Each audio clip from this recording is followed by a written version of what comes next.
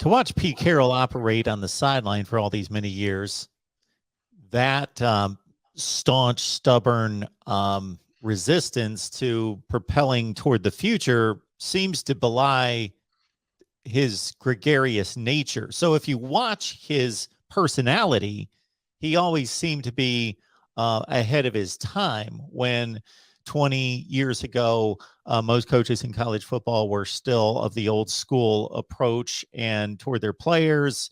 And in regards to, Pete Carroll high-fiving his players, hugging his players, laughing and having a good time on the sideline. Again, that doesn't necessarily connect with what you're talking about in regards to nuts and bolts football, but you would expect a person with that type of personality to be more bent toward a futuristic type approach to football.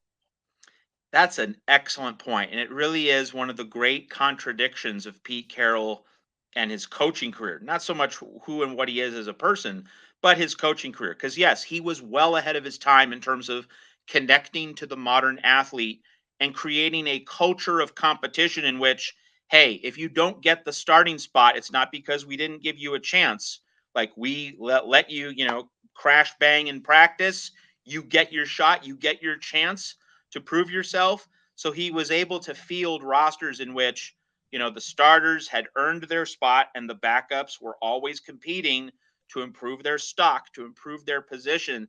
That is something that Pete Carroll understood on a level that so many of his contemporaries did not. And it's a very big part of not only how he created the USC dynasty, but also how he was able to maintain that same dynasty. That, like, it didn't burn out, it didn't flare up just for 2 or 3 seasons. Like, that was a 7-year run atop the Pac-10, and of course, it petered out less because of Pete Carroll losing his fastball. Is a lot more because of the impending NCAA investigation and the sanctions that occurred. If you didn't have that black cloud, he would have been able to continue at USC.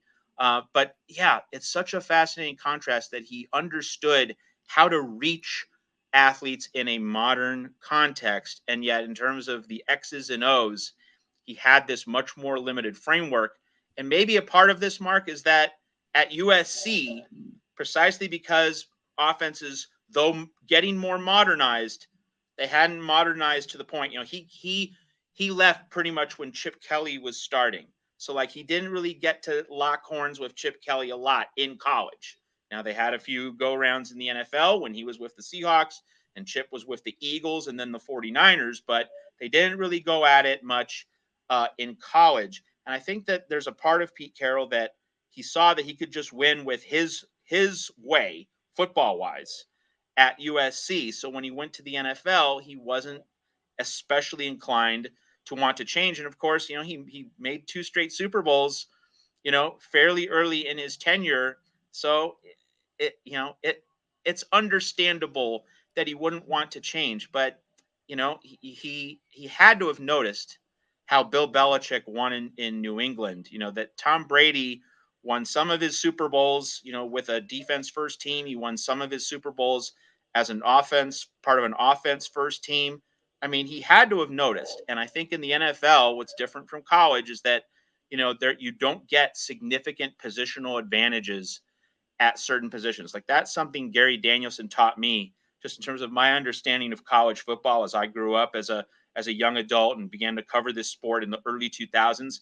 I remember Gary Danielson saying on those ABC broadcasts with Brent Musburger that in college football you get bigger positional disadvantages or gaps than you do in the pros. And so I think that Pete Carroll didn't study that reality enough, because the margins in terms of talent at the pro level are so much smaller. You need to make the adjustments to personnel, fitting your personnel first, and like your own desire in terms of scheme and system has to be subordinated to the material you have. So, like, this official day of the divorce between Pete Carroll and Russell Wilson, it kind of just cements that idea that Pete Carroll wanted his system more than he wanted Russ.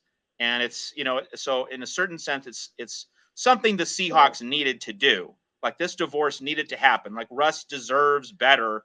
He deserves an offense first coach, which he now gets in Denver with Nathaniel Hackett. And I think it's a position where he can win at a high level. So this needed to happen, but nevertheless, it does mark a failure of Pete Carroll to make certain fundamental adjustments